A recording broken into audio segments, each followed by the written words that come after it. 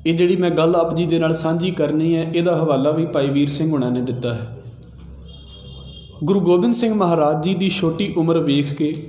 क्योंकि संगत से पहला आके बैठती है, छोटी उम्र वेख के तो उत्थों के जोड़े पंडे सी, ये पहली बार नहीं होया क्योंकि गुरु नानक साहब बनारस गए हुए सी, इस करके संगत उत्थे विराजमान सी, संगत विचरदी हुंदी सी। गुरु तेग बहादुर साहब महाराज उत्थे रहिंदे ने, सिख उत्थे भी है ने। हुण जिहड़े पंडे ने उन्हां दे मन दे विच इह ख्याल आया भी एडी छोटी उम्र वाला बच्चा है तो दुनिया ये अगे पिछे लगी पई है भी जाके ये नाल सवाल जवाब भी कर लीए, क्योंकि बनारस दे विच बाबा कबीर साहब ने एक गल बड़ी बोली है, उन्हां दे श्लोकां दे विच एक गल आउंदी है, कबीर मैं जानियो पढ़बो भलो पढ़बे स्यों भल जोग, भगत ना छाडो राम की भावै निंदो लोग। कहता मैं सोचा सी भी पढ़ाई लिखाई बड़ी चंगी हुंदी है, पर हुण की वेखदा हाँ भी जिन्ने पढ़ जाते हैं एक दूसरे दे नाल इत्थे बहसां ही करदे पए ने। भगत कबीर साहब बनारस दे रहण वाले सन। हुण उन्हां पंडितां नूं आदत बड़ी है बहस करन दी भी सानूं बड़ी जानकारी है इस चीज़ दे बारे, भी जो कुछ सानूं पता है कि इनू भी इन्ना पता है इस बच्चे नूं। ये बैठ गए गुरु गोबिंद सिंह महाराज दे कोल ते जाके कहंदे ने भी गुरु नानक साहब महाराज वो तो खत्रियां दे परिवार दे नाल संबंध रखते सी, गुरमत दा जात पात दे नाल कोई संबंध नहीं है, पर इस सवाल पंडितां दे वल्लों कीता जा रहा है तो इस करके उन्होंने अपने हिसाब दे नाल ही सवाल करना है। पंडित कहते ने भी गुरु नानक साहब महाराज ते खत्री कुल दे नाल संबंध रखते हैं ते खत्रियां नूं दान लैण दा अधिकार नहीं है, दान केवल ते केवल ब्राह्मण लै सकदा है। तो फिर तुसी दान किद्दां लै लैंदे हो, तुहानूं संगत आके ते पैसा किद्दां चढ़ा दिंदी है, क्योंकि संगत मत्था टेकदी सी। सतगुरु गुरु गोबिंद सिंह महाराज इहदा जवाब देण लगे ते कहंदे ब्राह्मण नूं वो दान लैण दा अधिकार है जिहड़ा मूर्ति दे अगे अर्पण होया होवे, और जो सानू संगत अर्पण करदी है, जो साडे लई संगत भेजदी है, वो इस गल दे नाल संबंध नहीं रखदा भी ये दान कीता होया है। ये असल दे विच जो कुछ आ रहा है ये संगत दी लोड़ दे लई आ रहा है।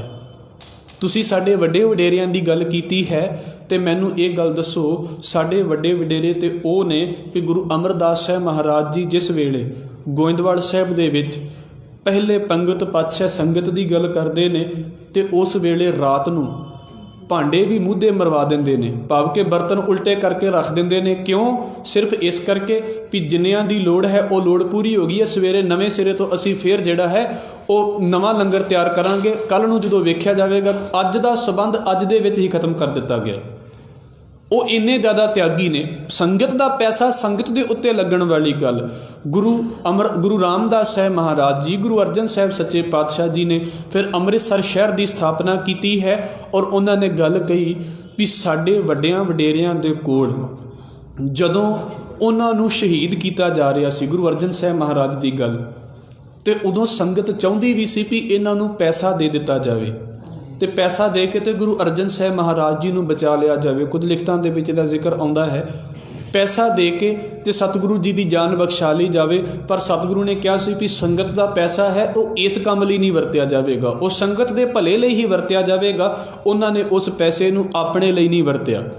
पैसा संगत का है तो संगत के उत्ते लगता है। इसे संगत के पैसे दे नाल गुरु हरगोबिंद साहब महाराज जी ने सूरमे इकट्ठे किए ने तो जुल्म के विरुद्ध 4 जंगां कीतियां तो 4 जंगां दे विच जित प्राप्त की है। ये संगत का पैसा है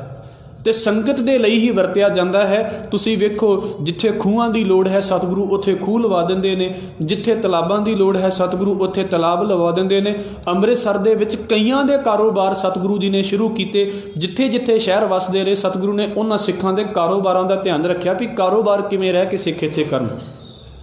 तो इस करके ये जड़ा पैसा आ रहा है ये पैसा इस करके नहीं आ रहा कि दान दक्षिणा लैके तो अपने कोल रख लैनी, ये संगत का पैसा है तो वरत्या भी संगत के उत्ते जाएगा। पंडितां ने अजे ये गल कह दी, अजे इन्नी क गल सुनी सी तो गुरु साहब ने होर गल कह दी, देख लो तुसी किन्हां दी पूजा करते पे हो,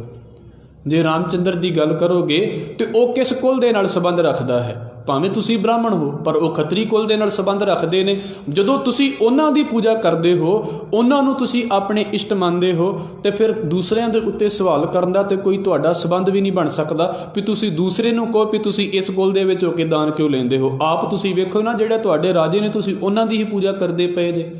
ਸਤਿਗੁਰੂ ਜੀ ਦਾ ਇਹ ਜਵਾਬ ਸੁਣਿਆ ਇਹਨਾਂ ਪੰਡਤਾਂ ਨੇ, ਔਰ ਗੁਰਮਤ ਦਾ ਨਜ਼ਰੀਆ ਜਿਹੜਾ ਸਤਿਗੁਰੂ ਨੇ ਇੱਥੇ ਇਹ ਬੋਲਿਆ ਸੀ ਵੀ ਦਾਨ ਦੇਣ ਦਾ ਸਾਡੇ ਵਿੱਚ ਸੰਬੰਧ ਨਹੀਂ ਹੈ, ਸਾਡੇ ਵਿੱਚ ਇਹ ਹੈ ਸੰਗਤ ਦਾ ਪੈਸਾ ਹੈ, ਸੰਗਤ ਦੀ ਭੇਟਾ ਹੈ, ਤੇ ਵਾਪਸ ਸੰਗਤ ਦੇ ਉੱਤੇ ਹੀ ਲੱਗ ਜਾਵੇ। ਔਰ ਅੱਗੇ ਜਾ ਕੇ ਅਸੀਂ ਗੱਲ ਨੂੰ ਪੜ੍ਹਾਂਗੇ, ਜੇ ਸੰਗਤ ਦੇ ਤੇ ਨਹੀਂ ਲੱਗਦੀ ਤੇ ਫਿਰ ਇਹਦੇ ਹਾਲਾਤ ਕੀ ਹੁੰਦੇ ਨੇ, ਉਹ ਅਸੀਂ ਅੱਗੇ ਜਾ ਕੇ ਗੁਰੂ ਸਾਹਿਬ ਦੇ ਜੀਵਨ ਦੇ ਵਿੱਚੋਂ ਹੀ ਵਿਚਾਰ ਲਵਾਂਗੇ।